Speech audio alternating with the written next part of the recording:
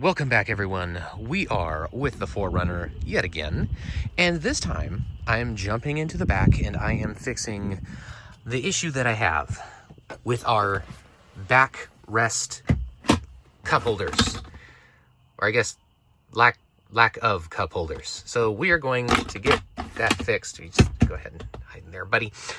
So I went to the junkyard, and sadly I was not able to get one with this interior, the tan interior, or the whatever heck they call it. It's a weird name, but I wasn't able to get it. I was able to get it in the gray interior. So to make it look seamless, I want it to look just like this, but we can do that. We can keep the outside, whether it's leather or it's not leather, it's just cloth. We can keep the outside because I want to replace the inside. So only this part is going to be a different color. This is going to be gray, but the outside will stay the same. So really you'll never be able to see it because it's tucked up there. And even when you take it out and do that, you're really not going to be able to tell. It's not that big of a difference. So the first thing we need to do is get this out. And in order to get that out, we need to get this plastic piece off so we can get to the bolt behind it. Now, I've never seen anyone take one of these off properly. And I didn't want to break mine, which I somewhat didn't. This crack was already on mine, obviously used car and whatnot. But now I'm able to look on the inside. So hopefully this helps you guys out in the future. So it's not in the best condition, but we can see the general makeup of what this looks like. And to me, what it looks like, this bottom part has a much bigger lip, or this bottom part has a much bigger lip than the top part. So when it's on like this, you definitely don't want to be pulling from the top because you're never going to be able to clear that. You're going to snap that off. You can't pull it straight out, which is what I thought, because this tab is going into here. So my thought process, please correct me if I'm wrong and you guys know how to do this properly, but when this thing is on, you want to reach your finger back here and pull this tab out, and then you'll also lift from the bottom to take the bottom part out from this tab, and then you can pop it out like that, or maybe slide it forward a little bit. But this big one right here is what is keeping it hooked in place. So we want to take it out from the bottom and then slide it up. If that is the right way to do it, cool. If that's the wrong way to do it, please let me know, because I've never seen anyone actually show it. And of course, the next step is to get this out. Now, it was a lot easier getting it out in the junkyard because this one is not coming out for me. So I've got to get my impact in here, get the right size bit, not a small one. This is a big old fat chunker, but get this out. And this is what the screw will look like once you take it out.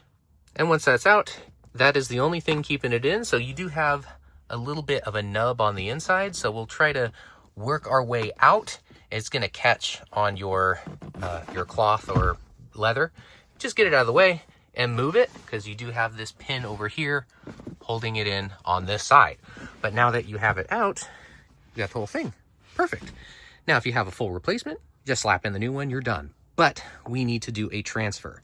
We need to do a transfer of the outwards so they match. It's kind of hard to see on camera. We pretty much can't see it. But this is the tan and this is the gray. So they are going to look a little bit different if we just swapped in that one, and I would notice. So I'm going to change the leather. So I've got it over here on the workbench just to make it easier. So this is the one that we just got out of the vehicle. This is the leather we want to keep. Now we're going to take a look on the inside. We've got a reverse zipper, and it's actually this side. So how are we looking at? So upside down like that.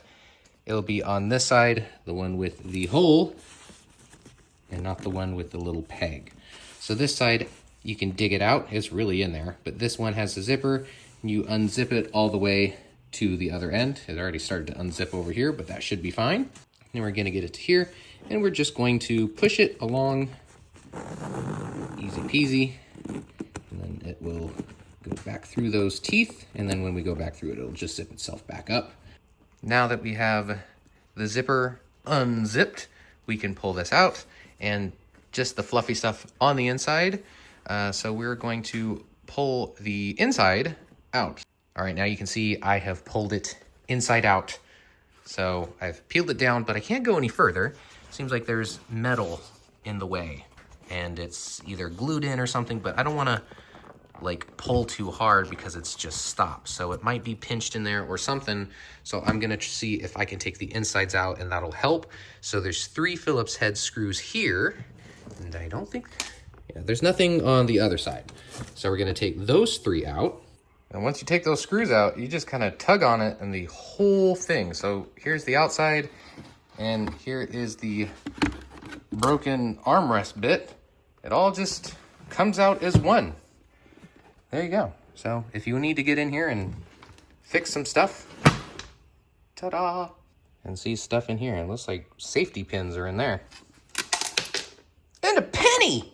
Okay, so since I know I'm gonna be replacing this bit, I'm going to go ahead and keep it all like this so I know exactly how it's gonna go in.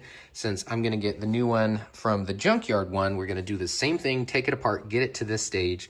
And then this, because the inside is bigger, so it's not gonna slide out this way, it's gonna slide out this way. So we'll slip that off and then slip it right back on the new one so we have the existing color on the new one. So you can definitely see both of these have snapped off. There's definitely some broken bits in here, but we'll get it changed out. Same thing happened to me that it did last time, and I thought I was just gonna gloss over it because maybe mine was torn up. But same thing happened here. So the zipper is pretty messed up at the corner, just like the other one, and the zipper popped off.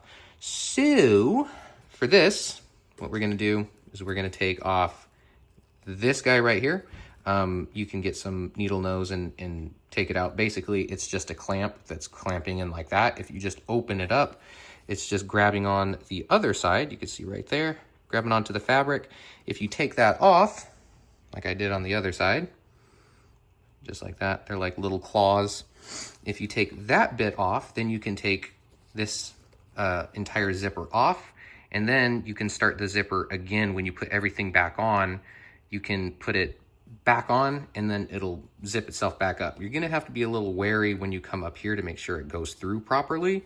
And then once it does, that's when I would put this back on. So here they are. I've got them side by side, like I said. So here is the old broken one with the leather that we want to keep. So we're gonna take this and slide it off, take this one, the junkyard one, slide that off, and this one that we slid off, we're gonna slide right back onto this one. So this, the working internals we keep. I already lubricated the inside just in case that was the reason they broke, and put these together the right way. And just in case at one point you mess this up or in the past or anything and you're not following along and you're like, crap, I don't know how to put it back together. So when we're getting to this point and I haven't taken anything apart and it's just inside out, this side back here that looks like this, on the inside, this is the part that has the handle grippy part on the inside. So yeah, it's on this side. So if you fold it back over, the grippy handle part is on this side and not this one. You're welcome. Gave a little bit of a cleanup to this one, and I slid on the proper color onto this one. Like I said, all this is gonna be covered by the proper color except for the face. So this is how we have it set up. Just grab one of these, whichever one's your favorite, I guess, or softer or whatnot. So I just grabbed this one. Forgot which one was which, honestly, they're the same. And now we're going to get this slit back into here. Now when we slide this back in, make sure the tabs are facing up for the holes. So we're gonna slide this back in, make sure it pops in place, and we are gonna put all 3 screws back in to secure it into place. And once all 3 of those screws are in, you'll be able to pull the whole thing down. And something I noticed that I didn't before is when you're putting these screws in, you won't be able to see it now, but the plastic is actually what comes in first. So if you look at it, it'll just be metal. But as you push up top the whole cartridge down, you'll see the plastic come through, and you'll be putting it through the plastic to then secure it to the metal. But now we just do the reverse step. We peel this back down and then get the zipper on, which is gonna be a bit of a problem just because we had to take it off, but not too much. We can get it started pretty easily, and then we just have to get some needle nose and a little bit of effort. Technically not needed, but still want to put it back to what it was. Just got it back on. Now I'm gonna grab the zipper, come over here on the other side, and we're going to get it started So remember, it's gonna go the other way. So we're gonna take this and then we're gonna fold it back on both sides and then start the zipper this way. So it's gonna look just like that when we start it. And like I said, I'm gonna get it past this tough corner right here that is a little bit messed up. I might have to do some pinching with some needle nose to make sure that plastic gets back to what it is. But once I get it past and I get it to about here, then I can put that clip back in, this little guy that I took off here. Once I get that one back in, then it just keeps that from separating itself out, even though this is where it separated before. All right, so really didn't have any issues there. Got that back on, pinched it back on. So now I just need to tuck that. I got it all the way across to this side, tuck back over here, give this a little bit of a clean, and we're good to go. And now that we have it put it back together and zipped up and everything's good to go, we're gonna take this and we're gonna pop it in exactly like we did before. So this side's gonna come in. We gotta make sure it lines up correctly on the other side so it pops into that hole before we put it in over here. And once you get it in the right place, I popped it up, put the screw back in. As you can see, everything is working all right, exactly how it should be.